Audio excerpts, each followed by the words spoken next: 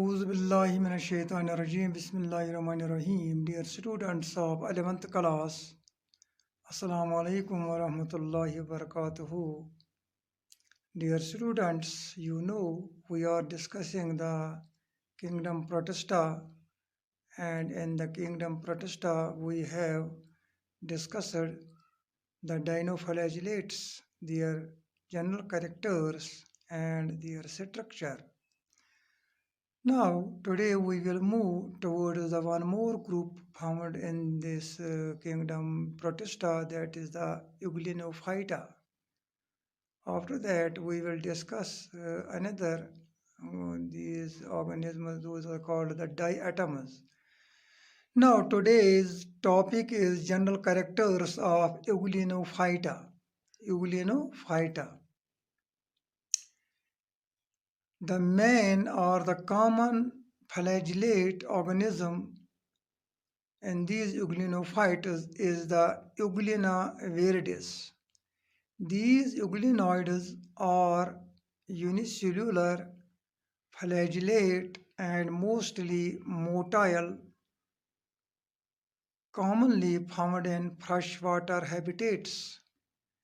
Some forms of these euglenoids are non-motile also.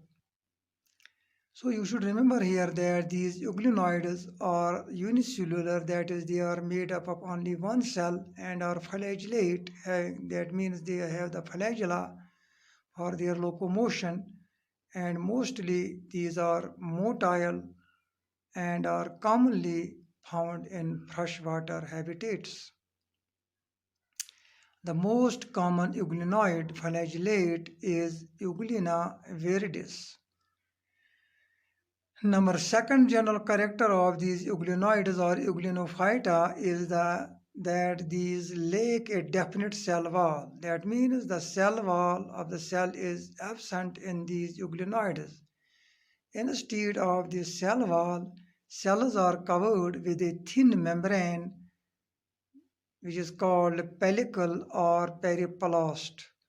So the second general character of these euglenoids is that the cell wall is absent, while as cells are covered with a thin membrane which is called pellicle or periplast.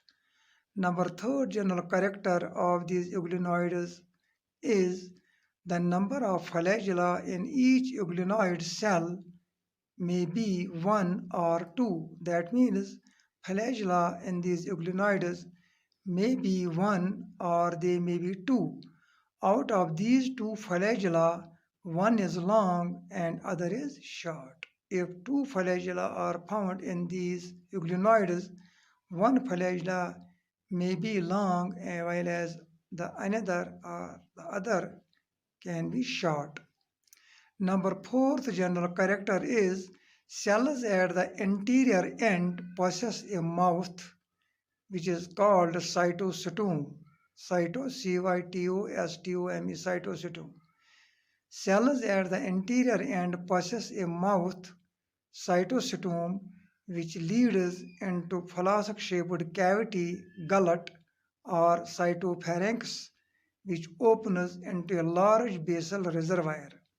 It means that the cells at the anterior end have a mouth which is called the cytostome, and that mouth opens into flask-shaped cavity called gullet or cytopharynx.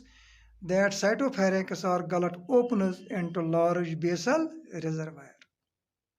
Now the fifth general character is an orange-red eye support, also called stigma.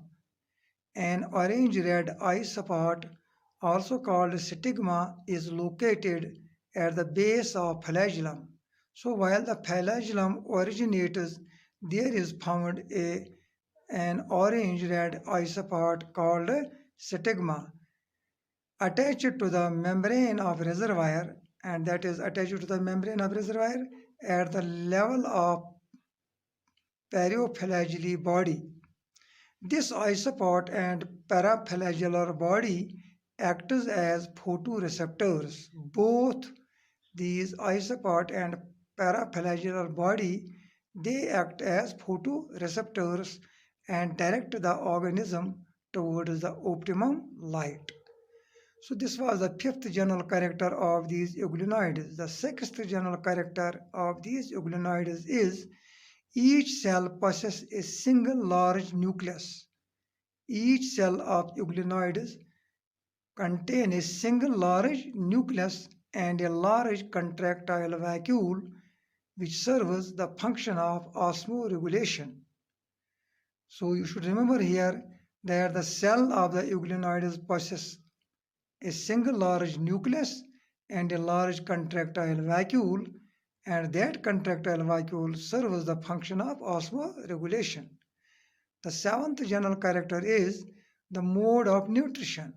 The mode of nutrition in these euglenoids is mostly photoautotrophic. That means the photoautotrophic nutrition is largely found in these euglenoids. Besides this photoautotrophic nutrition, other types of nutrition are also found in some forms of these euglenoids. So, but you should remember here, the mode of nutrition in these euglenoids is mostly photoautotrophic. Now, regarding the reproduction occurs by mitotic cell division. Reproduction occurs by mitotic cell division. Sexual reproduction is absent. Sexual reproduction is absent. So diagrammatically, you can see the flagellum and the stigma, reservoir, nucleus, contractile vacuole, and the pellicle and the chloroplast, which are found in the diagram here. You can see the location of these each organs in the structure of euglena. So this is the structure of euglena, which is the common example of these euglenoids. And in this way, we have completed these euglenoids. I hope you will remember these general characters of euglenoids. Any kind of difficulty faced by any student, you can comment in the comment section of this group, or you can phone me directly to my WhatsApp number 880322033418. Stay home, stay safe. Thank you very much.